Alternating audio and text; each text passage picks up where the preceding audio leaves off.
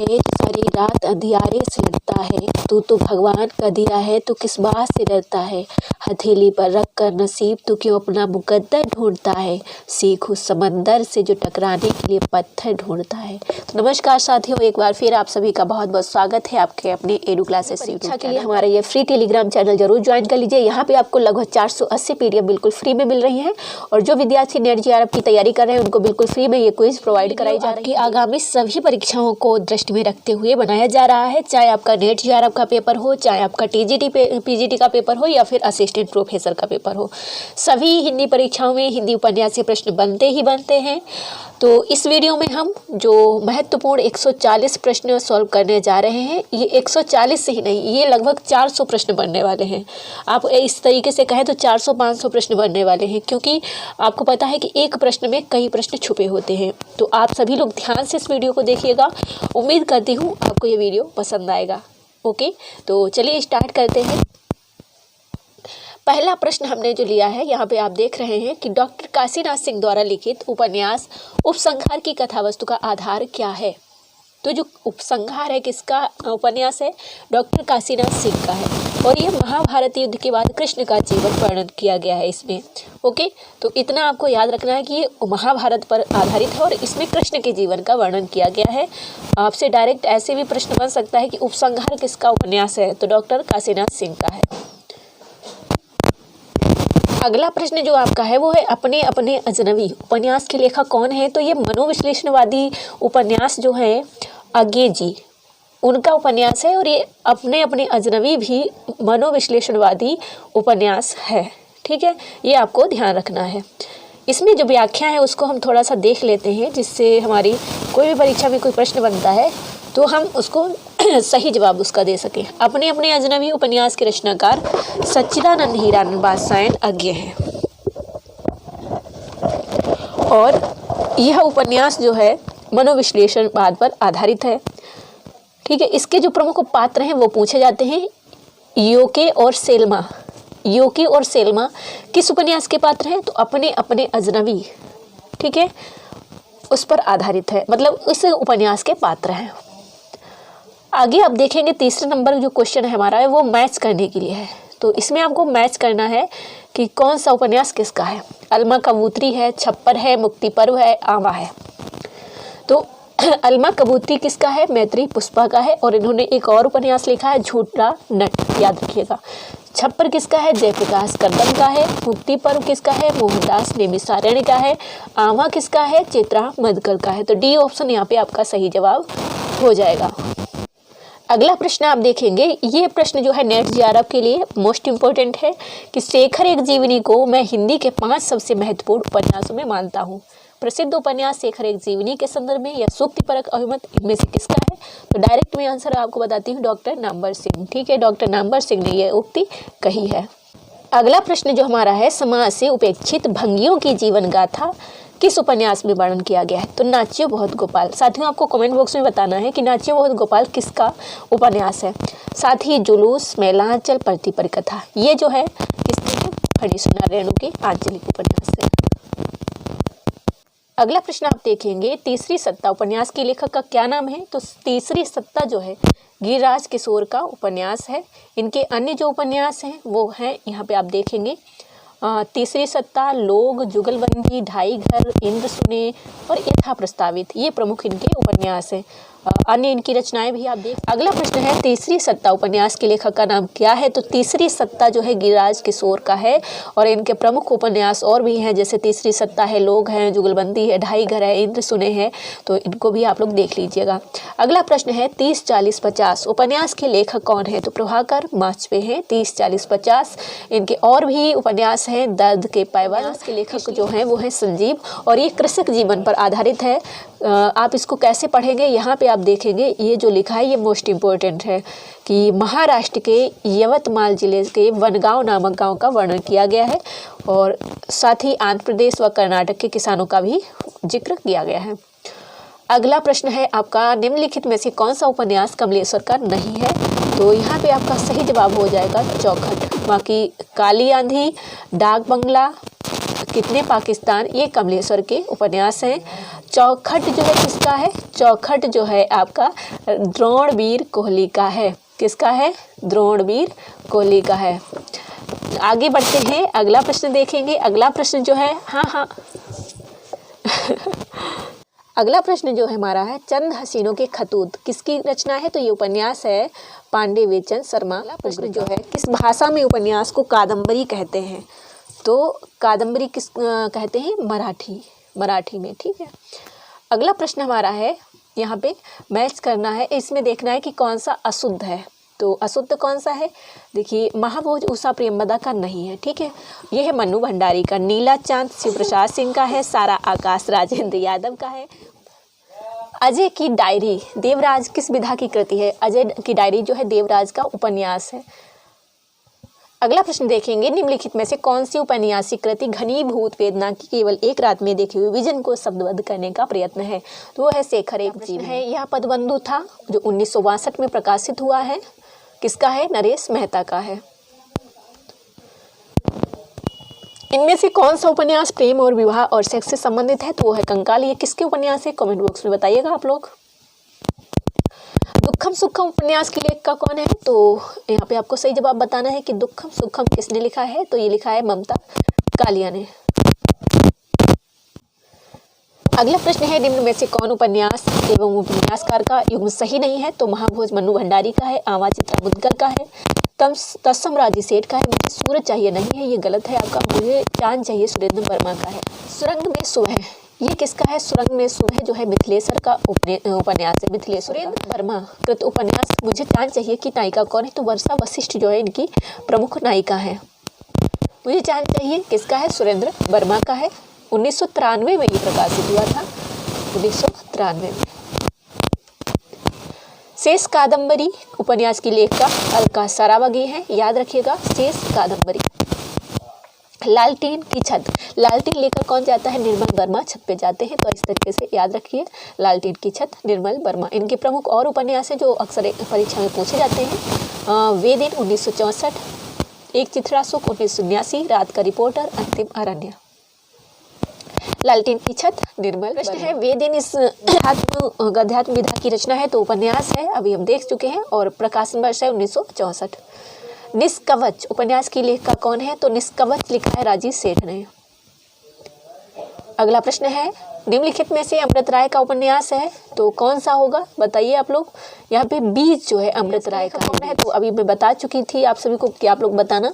तो फणीश्वर रेणु का है ये जुलूस। 1965 में प्रकाशित हुआ था। इनके और भी उपन्यास हैं, जैसे मैला आंचल 1954, पति परिकथा 1957, दीर्घ तपा 1963, कितने चौराहे 1966, पलटू बाबू रोड 1979, राम रतन राय 1971। ये इनका अधूरा उपन्यास है। आंचलिक उपन्यासों का प्रवर्तक किसे माना जाता है? तो फणीश्वर रेणु को माना जाता है। पहला आंचलिक उपन्यास कौन सा है? तो मैला आंचल आपका जो 1954 में प्रकाशित हुआ था। यहाँ पे लिखा है मैला आंचल किस प्रकार का उपन्यास है? तो ये आंचलिक उपन्यास है। अगला प्रश्न है आपका, आवारा मसीहा किस उपन्यासकार की जीवन से संबंधित है? तो कल मैंने क्लास बनाई थी, असिस्टेंट प्रोफेसर का पेपर सॉल्व कराया था साथियों, उसमें मैंने आप सभी को ये पढ़ाया था। तो यदि आपने वो वीडियो देखी है, असिस्टेंट प्रोफेसर की परीक्षा की तैयारी कर रहे हैं, तो आप उस वीडियो को पहले देख लीजिएगा। असिस्टेंट प्रोफेसर का पूरा पेपर मैंने सॉल्व कराया है। वहाँ पे मैंने आप सभी को बताया था कि आवारा मसीहा लिखने में जो विष्णु प्रभाकर हैं उनको कितना समय लगा था। तो आप लोग कमेंट बॉक्स में बताइएगा कि आवारा मसीहा लिखने में विष्णु प्रभाकर को कितना टाइम लगा था। और यहाँ पे पूछा गया है कि आवारा मसीहा किस उपन्यासकार की जीवनी से संबंधित है? तो वो है शरद चंद्र। अगला प्रश्न है आपका, आवारा मसीहा किसकी जीवनी पर आधारित है? तो फिर से वही रिपीट हुआ है, शरद चंद्र। अगला है चतुरी चमार उपन्यास है किसका? तो ये निराला का है। अगला प्रश्न है आपका, श्रीलाल शुक्ल के उपन्यास राग दरबारी का रंगनाथ की वापसी शीर्षक से नाटे आपके रंगनाथ की वापसी। राग दरबारी के रचनाकार श्रीलाल शुक्ल हैं। 1968 में प्रकाशित हुआ था। श्रीलाल शुक्ल की रचना है तो राग दरबारी है। अगला प्रश्न है हमारा, निम्नलिखित उपन्यासों में श्रीलाल शुक्ल का कौन सा उपन्यास है? तो सीमाएं टूटती हैं। अगला प्रश्न है, सरकटी लाश उपन्यास के लेखक गोपाल राम गहमरी हैं। तो ये किस प्रकार के जासूसी उपन्यासकार हैं? तिलस्मी कौन है? देवकीनंदन खत्री हैं। अगला प्रश्न है झूला नट उपन्यास की रचनाकार कौन है? तो झूला नट अलमा कबूतरी भी मैत्रेयी पुष्पा की है और झूला नट भी मैत्रेयी पुष्पा की है। अगला है चाक। चाक उपन्यास की लेखिका कौन है? तो चाक किसका है? मैत्रेयी पुष्पा का ही है। ठीक है। कठगुलाब किसकी रचना है? तो ये मृदुला गर्ग का है। कठगुलाब। मन उपन्यास की लेखिका तो मृदुला गर्ग है। महाभोज उपन्यास की लेखिका कौन है? तो मनु भंडारी है। राजनीतिक उपन्यास है, ये पूछा जाता है अक्सर। अगला प्रश्न है राजेंद्र यादव। राजेंद्र यादव है, मनु भंडारी। 1 इंच मुस्कान। 1 इंच मुस्कान जो है राजेंद्र यादव और मनु भंडारी ने एक साथ लिखा था, मतलब संयुक्त रूप से लिखा था। कौन सा सहयोगी उपन्यास है? तो 1 इंच मुस्कान सहयोगी हो जाएगा। आपका बंटी उपन्यास की लेखिका मनु भंडारी है। अगला प्रश्न है आपका बंटी उपन्यास किसने लिखा है? तो मनु भंडारी ने लिखा है। जिंदगी नामा किसकी रचना है? कमेंट बॉक्स में आप लोग बताएंगे। ठीक है, जिंदगी नामा 49 क्वेश्चन कमेंट बॉक्स में आप आंसर बताएंगे, क्योंकि ये सभी जगह बार बार पूछा जा चुका है। जिंदगी नामा किसकी रचना है? कृष्णा सोबती की कौन सी कृति सांझी संस्कृति पर है? तो वो है जिंदगी नामा। वैशाली की नगर बधू नामक उपन्यास के लेखक कौन है? तो वो है कौन? वृंदावन लाल वर्मा? नहीं, आचार्य चतुरसेन शास्त्री। देखिए यहाँ पे इनके जो प्रमुख उपन्यास हैं, वैशाली का नगर बधू, वैशाली की नगर बधू 1949 यह एक ऐतिहासिक उपन्यास है जिसके लेखक आचार्य चतुरसेन शास्त्री हैं। इनके और उपन्यास जो हैं सोमनाथ 1954, मैलाचल 1954 में ही प्रकाशित हुआ और वयम रक्षामः 1955। तो ये भी अक्सर पूछे जाते हैं। वैशाली की नगर बधू चतुरसेन शास्त्री। मानस का हंस उपन्यास के लेखक कौन है? तो मानस का हंस अमृतलाल नागर ने लिखा है। मानस का हंस 1972 में प्रकाशित जीवनी परक उपन्यास है। ठीक है, और खंजन लयन भी इनका जो है सूरदास के जीवन पर आधारित है। तो इनके प्रमुख हैं शतरंज के मोहरे, साधु घूंघट वाला मुखड़ा 1968 में, एकदा नैमिषारण्य 1972 में, खंजन लयन 1981 में, करवट 1985 में और पीढ़ियाँ 1990 में प्रकाशित हुआ है। अमृतलाल नागर ने सूरदास के जीवन को केंद्र में रखकर खंजन लयन लिखा है और शतरंज के मोहरे जो है अवध के नवाबी व हास्योन्मुख जीवन पर सफलतापूर्वक चित्रित किया गया है। अगला प्रश्न है इनमें से कौन सा उपन्यास जीवनी परक है? तो खंजन लयन है। अगला प्रश्न है हमारा, इनमें से कौन उपन्यास राही मासूम रजा द्वारा लिखित है? तो आधा गांव 1966 में ये प्रकाशित हुआ था। आधा गांव, और ये भी आंचलिक है, याद रखिएगा। इनका और है टोपी शुक्ला, ओश की बूंद, सीन 75, हिम्मत जौनपुरी, दिल एक सादा कागज। आधा गांव उपन्यास से प्रकाशित हुआ है 1966 में। टोपी शुक्ला के लेखक कौन है? तो राही मासूम रजा है। आधा गांव उपन्यास से किसका? राही मासूम रजा का 1966 में प्रकाशित हुआ है। बता दिया फिर से। आधा गांव के लेखक देख रहे हैं आप कैसे प्रश्न जो है रिपीट हो रहे हैं। राही मासूम रजा। 60 नंबर, इनमें से कौन आंचलिक उपन्यासकार हैं? तो राही मासूम रजा, आधा गांव जो है इनका आंचलिक है। अगला प्रश्न है इनमें निम्नलिखित में से कौन सा उपन्यासकार एक आंचलिक उपन्यासकार है? तो राही मासूम रजा है आंचलिक उपन्यासकार। जैसे मैलाचल लिखा है। अब यहाँ पे थोड़ी कुछ चीज़ें जो है महत्वपूर्ण है, उनको देख लेते हैं।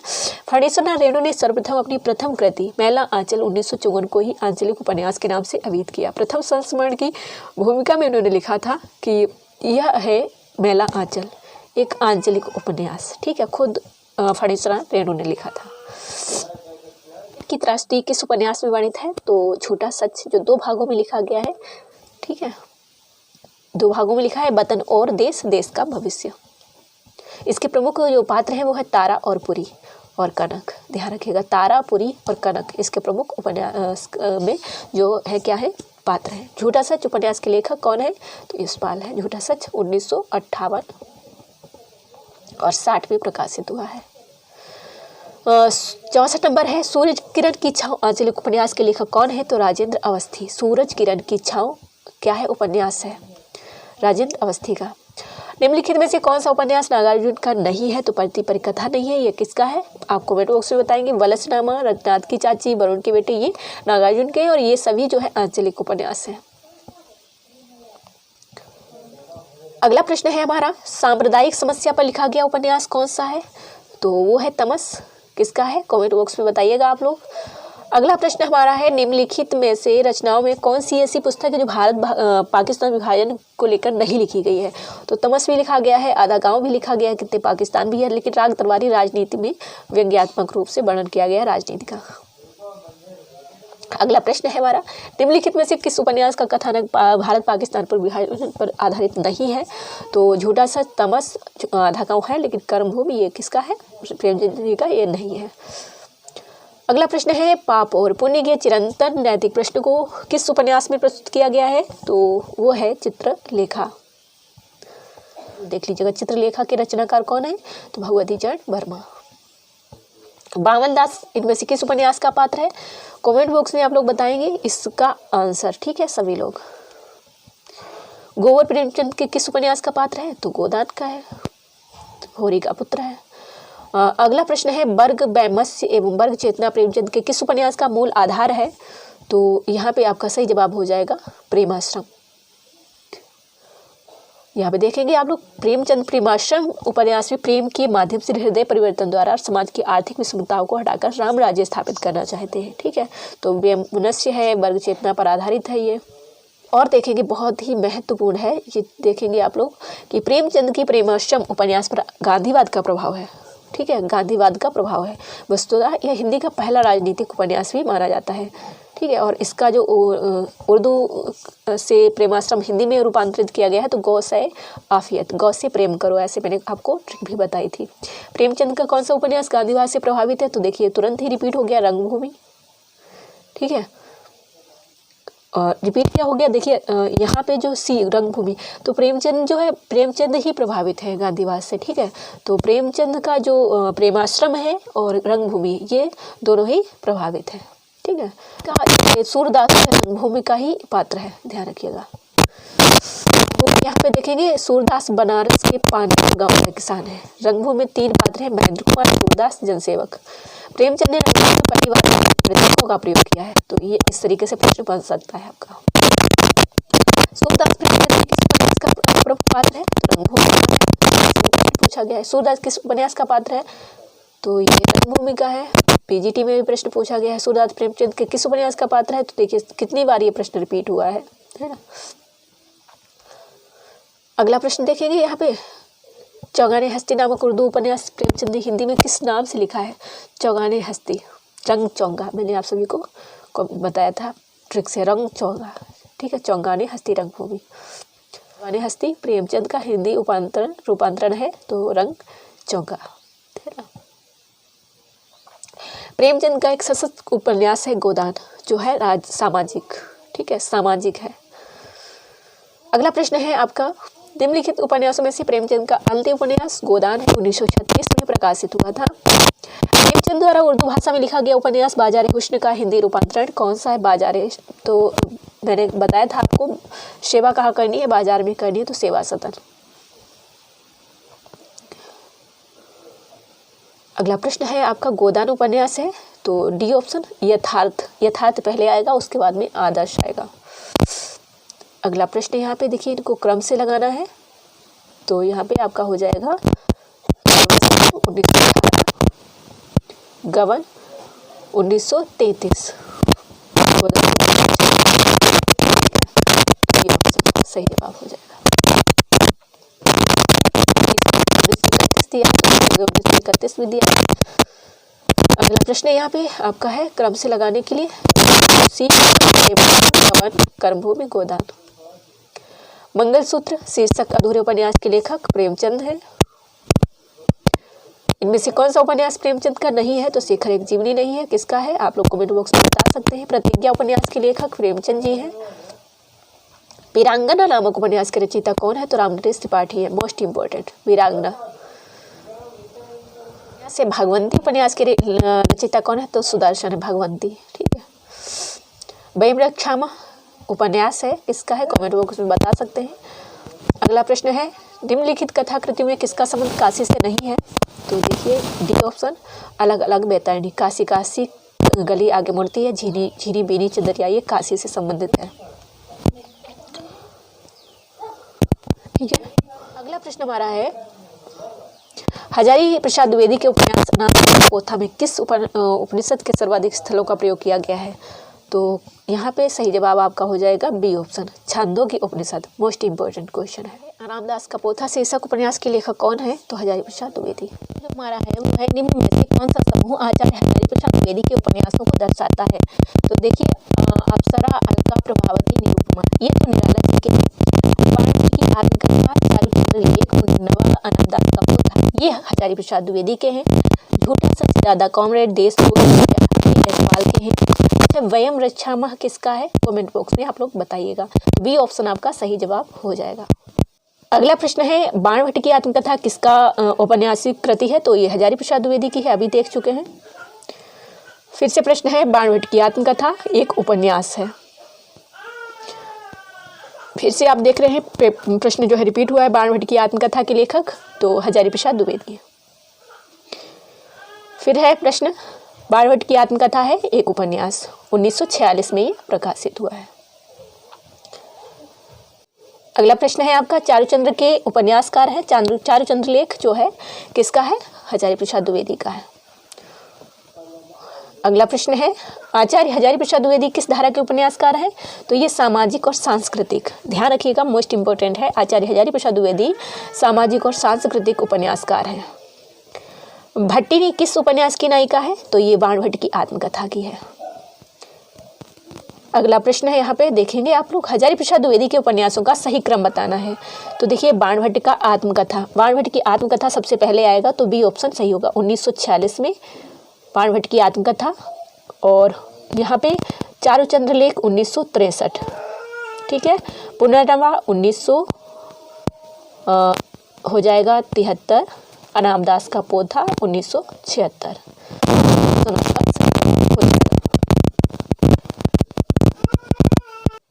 अगला प्रश्न है, पंडित किशोरी लाल गोस्वामी का उपन्यास निम्नलिखित में से कौन नहीं है? तो यहाँ पे सही जवाब आपका क्या होगा? डी ऑप्शन, भोजपुर का ठग, तरुण तपस्विनी, रजिया बेगम व रंगमहल में लाल राजकुमारी, ये किसके हैं? पंडित किशोरी लाल गोस्वामी के हैं, ठीक है। भोजपुरी का ठग जो है ये इनका नहीं है, ठीक है। अगला प्रश्न है आपका, रजिया बेगम किसकी रचना है? तो किशोरी लाल गोस्वामी का है।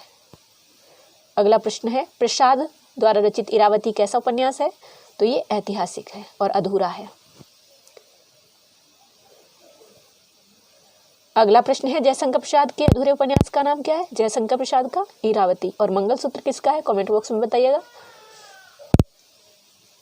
अगला प्रश्न है, कंकाल एक प्रकार से पाप और पुण्य की समस्या का उपन्यास है। इस कथन के समकक्ष जयशंकर प्रसाद के बाद निम्नलिखित में से किस उपन्यास में समस्या को मुख्य रूप से उठाया गया है? पाप और पुण्य।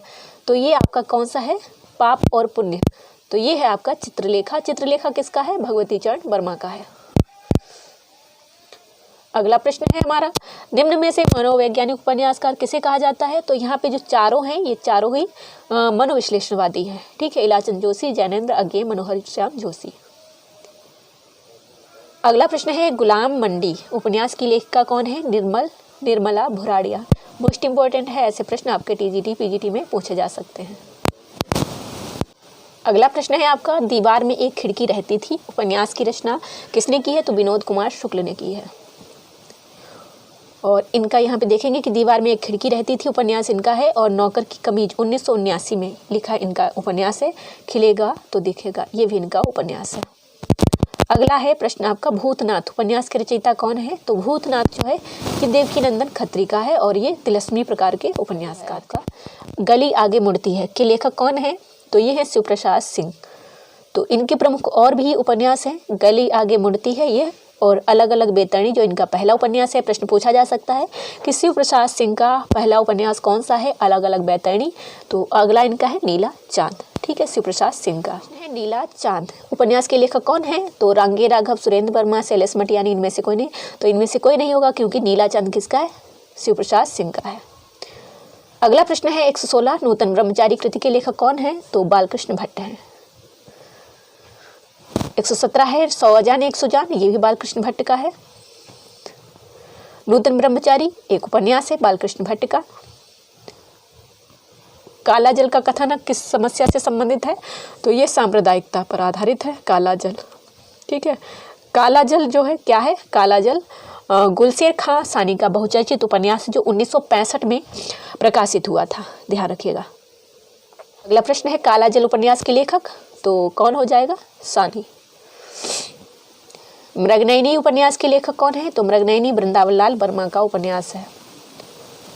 यहाँ पे आप देखेंगे मृगनयनी 1950 में लिखा इनका उपन्यास है। लगन 1928, संगम 1928, प्रेम की भेंट 1928, गढ़कुंडार 1930, कुंडली चक्रगढ़ 1932, विराटा की पद्मिनी बहुत ज़्यादा पूछा जाता है 1936, झांसी की रानी 1946, कचनार 1947, अमरवीर 1953 आदि इनके प्रमुख उपन्यास हैं। अगला है ठेठ हिंदी में उपन्यास लिखने वाले कौन है? तो वो है हरिओम जी, ठेठ हिंदी। और इनके प्रमुख जो है उपन्यास अधीला फूल 1907 में, ठेठ हिंदी का ठाठ 1899 में लिखित इनके प्रमुख उपन्यास हैं। तो फिर एक बार रिपीट हुआ है, ठेठ हिंदी का ठाठ हरिओम का ही उपन्यास है। यहाँ पे अगला प्रश्न है पद्यात्मक भावभूमि पर श्यामा स्वप्न नामक उपन्यास की सर्जना किसने की है? तो ठाकुर जगमोहन सिंह ने की है श्यामा स्वप्न। अगला प्रश्न है त्यागपत्र उपन्यास के लेखक कौन है? तो त्यागपत्र जो है 1937 में प्रकाशित जैनेन्द्र कुमार का है। अगला प्रश्न है आचार्य रामचंद्र शुक्ल ने किसे हिंदी का पहला उपन्यास माना है? तो इन्होंने परीक्षा गुरु को माना है। हिंदी का पहला उपन्यास किसे माना जाता है? तो परीक्षा गुरु जो मौलिक है। मौलिक मतलब मूल रूप से लिखा गया है, ना कि अनुदित है। अगला प्रश्न है हमारा परीक्षा गुरु को किस समालोचक ने हिंदी का प्रथम उपन्यास माना है? तो रामचंद्र शुक्ल ने माना है। परीक्षा गुरु उपन्यास के लेखक लाला श्रीनिवास दास हैं। परीक्षा गुरु का प्रकाशन वर्ष 1882 है। देवकी नंदन खत्री जी के उपन्यास चंद्रकांता को हिंदी का प्रथम उपन्यास किसने माना है? तो डॉक्टर श्री कृष्ण लाल ने माना है। मोस्ट इंपोर्टेंट क्वेश्चन है। हिंदी का प्रथम ऐतिहासिक उपन्यास हृदय हारिणी है और हृदय हारिणी उपन्यास के लेखक किशोरीलाल गोस्वामी हैं, याद रखिएगा। अगला प्रश्न है झीनी झीनी बीनी चदरिया किस उपन्यासकार की कृति है? तो अब्दुल बिस्मिल्लाह की है। अगला प्रश्न है यहाँ पे अब्दुल बिस्मिल्लाह कृत झीनी झीनी बीनी चदरिया में किसका चित्रण किया गया है? तो यहाँ पे बुनकरों के जीवन संघर्ष का। ठीक है, सन्यासी किसकी कृति है? तो इलाचंद जोशी की है। पहला गिरमिटिया उपन्यास विशेषकर किस पर केंद्रित है? तो ये महात्मा गांधी जब ये अफ्रीका गए थे तो वहाँ पे ये इनका प्रवासी उपन्यास है। पहला गिरमिटिया किसका है? तो ये जो है गिरिराज किशोर का है। इनके प्रमुख और भी उपन्यास हैं, नोट कर सकते हो आप लोग। लोग है, चिड़ियाघर है, दो है, इंद्र सुने, दावेदार, तीसरी सत्ता, यथा प्रस्तावित, परिशिष्ट, असलाह, अंतर्ध्वंस, ढाई घर, यातना घर। मोस्ट इंपोर्टेंट ढाई घर, यातना घर ज़्यादातर एग्जाम में पूछा जाता है, चिड़ियाघर। ठीक है, तो नोट कर सकते हो आप लोग। तो यहाँ पे आप देख सकते हो प्रश्न भी पूछा गया है। पहला गिरमिटिया उपन्यास के लेखक तो गिरिराज किशोर हैं। 38 नंबर बयां का घोंसला लक्ष्मी नारायण लाल का है। यहाँ पे आप देखेंगे कि इनका बयां का घोंसला जो है, बयां का घोंसला साफ 1953 में प्रकाशित हुआ है। धरती की आंखें 1951, काले फूल का पौधा 1955, रूपा जीवा 1959, बड़ी चंपा छोटी चंपा 1961, मन वृंदावन है, प्रेम अपवित्र नदी, बड़के भैया, हरा समंदर, गोपी चंदर। तो ये कनाट प्लेस पूछा गया है, 1986 में प्रकाशित हुआ है। अगला है रूपा जीवा उपन्यास के लेखक, तो अभी हमने देखा है लक्ष्मी नारायण लाल का है। अगला है आज का अंतिम प्रश्न है नटों के जीवन संघर्ष का उल्लेख किस उपन्यास में नहीं है? तो सेवा सदन में नहीं है। नेट जेआरएफ के लिए मोस्ट इंपोर्टेंट है कि नटों के जीवन संघर्ष का उल्लेख किन उपन्यासों में किया गया है? तो देखिए कब तक पुकारूं में, सैलूस में, झूला नट में। ठीक है, नोट कर सकते हो। यदि आपने उपन्यास की विशेषता पढ़ी है तो आप लोग इसका कमेंट बॉक्स में आंसर देंगे। उपन्यासों के तत्वों में कौन सा नहीं है? कथा वस्तु, चरित्र चित्रण, कथोपकथन, रंग निर्देश। मोस्ट इंपॉर्टेंट क्वेश्चन है, आप लोग बताइएगा यह वीडियो आपको कैसा लगा। यदि आप लोग इस वीडियो पर अच्छा फीडबैक देंगे तो मैं इसी प्रकार से नाटक पर आप सभी के लिए क्लास बना दूंगी। तो इसके लिए आप लोग मुझे कमेंट बॉक्स में ज़रूर बताइएगा और लाइक, शेयर, सब्सक्राइब करना तो बनता है।